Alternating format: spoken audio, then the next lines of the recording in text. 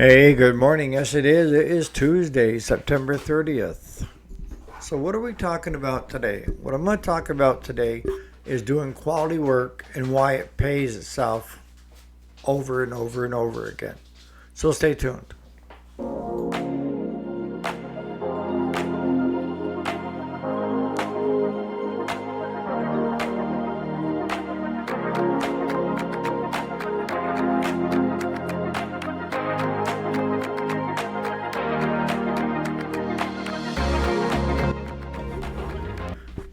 Hey, welcome back to the channel. My name is Eric, if you didn't already know it. And yes, this is the weekday, Monday through Friday. Today is Tuesday, September 30th of 2025.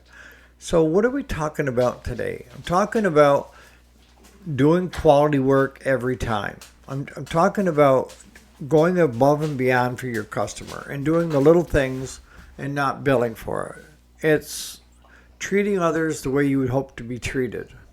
And it sounds like it's easy, but I can tell you years ago we didn't do that.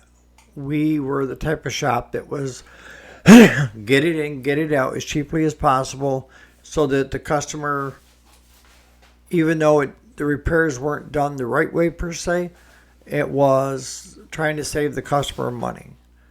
And what we ended up getting was a lot of customers that just wanted quick fixes.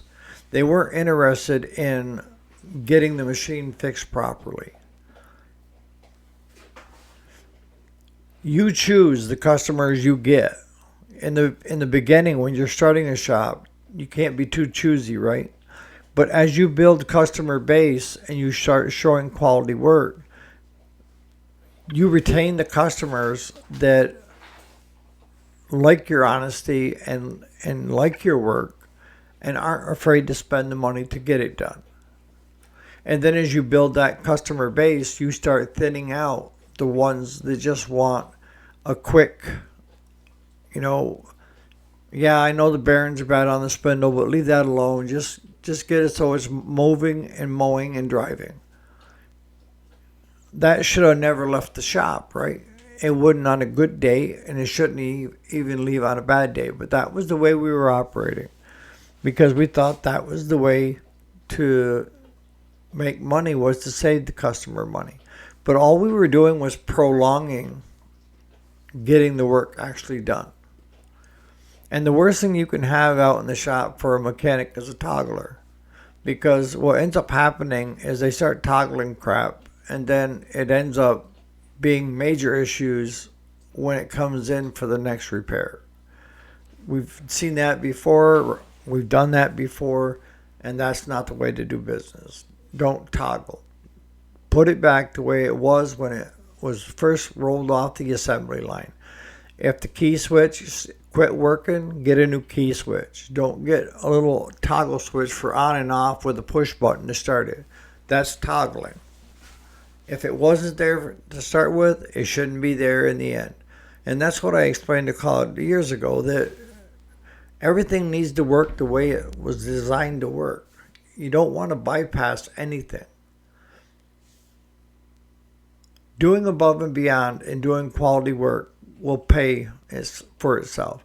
And yesterday was no exception. We had a Ford compact tractor in that we had it 2 weeks ago. I picked up my son and I. And it was there for hydraulic issues. So we went ahead, and the first thing I noticed was the hydraulic filler cap I couldn't get off. And Claude came out and looked, and he said, no, that's not the hydraulic filler cap. It's the one back here. And I said, no, that's the hydraulic filler cap. But we put pliers on it. We put everything we could and could not turn that cap out. So that told me it hadn't been touched in probably 20 years.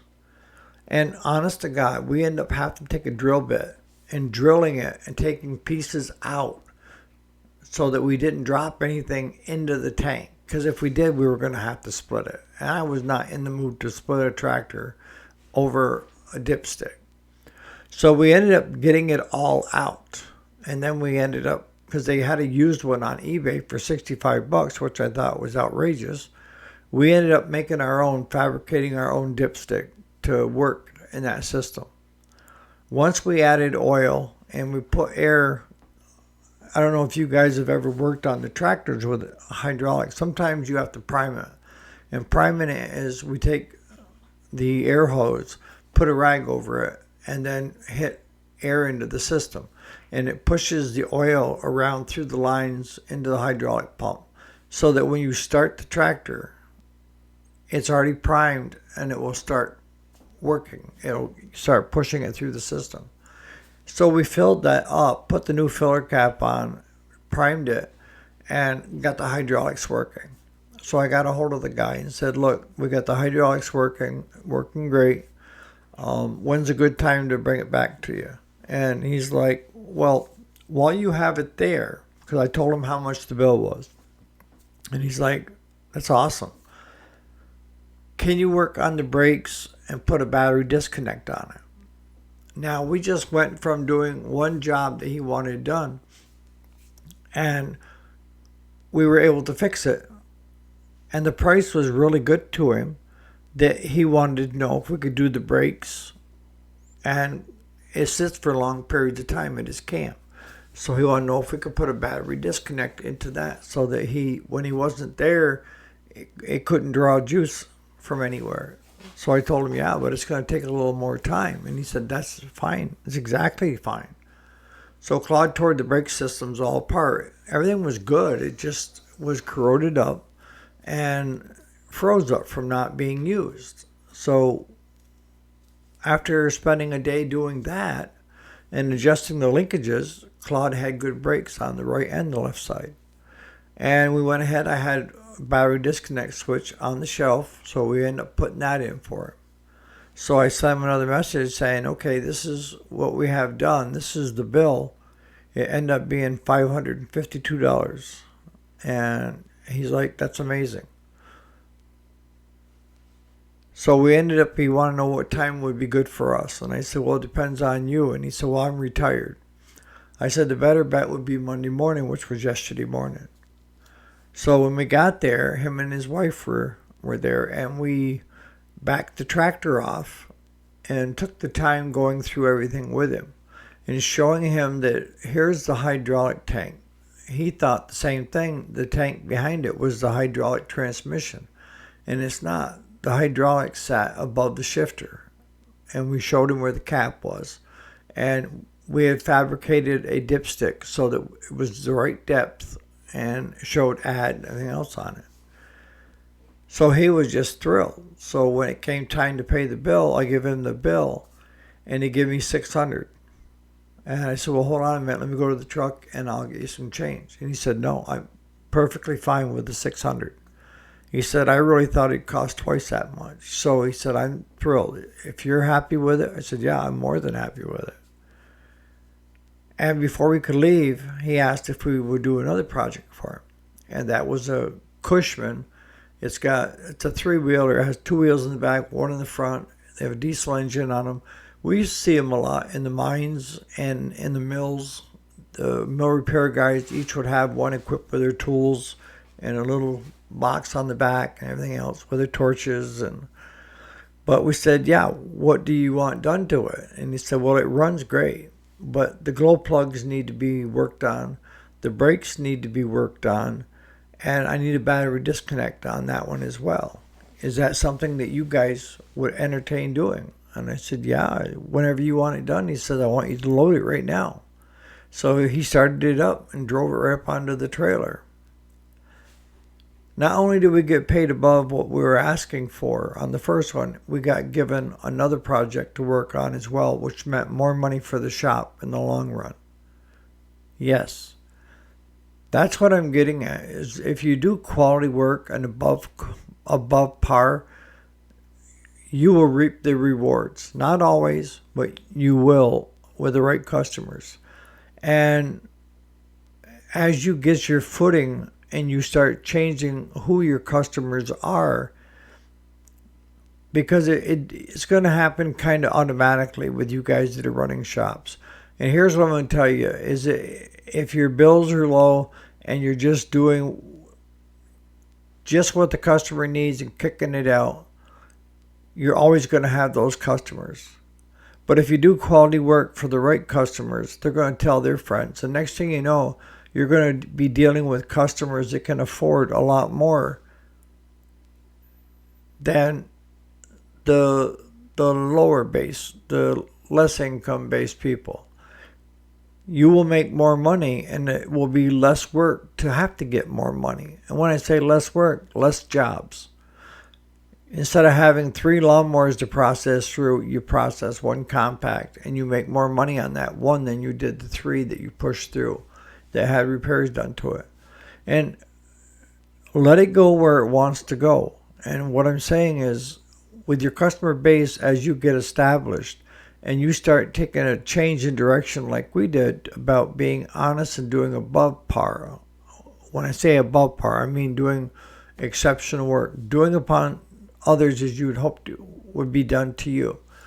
And being honest about the repairs that you're doing. Don't just make crap up of what you want. You try to make the customer think like you did a lot more than what you did. Just be honest about what you did. And with him, we showed him, this is the hydraulic tank here. And this is where you put hydraulic fluid in. And it possibly you might have started working had you known this was the hydraulic filler cap. And he'd had it for a number of years. And he come out and told me, he says, I've had a lot of people work on this machine over the last couple of years and could not get it to work. It's been sitting up here because we can't get it fixed. And you guys took it in less than a day and a half. You had it all working and you had brakes done and everything else. So he said, that's exceptional work. And I'm very satisfied with the work you guys did and very satisfied with the prices. Those are the customers you want. You don't want the ones that will nickel and dime you on the low end. But you can't get to these customers until you worked your way through your customer base. And I would rather have less customers and less work and make more money in the long run than have lawnmowers stretched across the road because we don't have room for them and trying to knock them out. You pick your poison. If you have mechanics out there, they need to know that your stamp is going on it every time when it goes out. And Claude used to take offense. He doesn't anymore. But when he tells me something is done, I'll give it the once over, hop on it, go mow with it, go try this or that. There isn't a tractor out there I can't drive. So I know what it's supposed to do, what it's supposed to sound like, everything else. And he defers to me as I get onto it before we ship it back to the customer or tell the customer that it's done, because he likes the idea that there's an extra set of eyes and ears on that tractor of something that he may have missed. So that we do quality work. We make a good team, is I guess the best way to put it. Is that I have the farming background and he has the mechanical background. If you do good work, it will come back twofold. And the other thing that we've touched on before, when a machine comes in and you're doing repairs on it, make sure you put it back to the way it was when it came from the factory. And we've mentioned this before. If a customer brings a lawnmower to us to have it serviced and something fixed on it, and I see a screw that's in the seat switch, I take the screw out. And why do I take the screw out? Because I have a $5 million rider policy that I was pretty much forced to have from the OEM companies for doing warranty work for them. Because if that machine left and that seat screw was still in it and somebody got hurt on it, guess where they're going to come for first? They're going to come for me. So I put everything back to its original. And that means if I'll put the screw in a baggie and put it on the key switch. If that guy wants to put the screw back into it, that's totally up to him. But when it leaves my shop, every safety switch is going to work. Everything is going to work the way it was meant and designed to work. No toggling, no, if a key switch is bad, put in a new key switch. No toggle switch with the push button. Not a chance. Buy a new key switch and put it in. They're $20, $30 for the the time and the cost that you did for putting in them other things to toggle it, you could have bought the key switch and put it in. So on that note, in the comments, what do you think? Have you done jobs where customers have given you more than what you were asking for the bill? And do you do work that you're proud of? And do you do above and beyond what the customer's expectations are? On that note, you guys have a great Tuesday, and we'll catch you here bright and early for another edition of the weekday. You guys enjoy your Tuesday.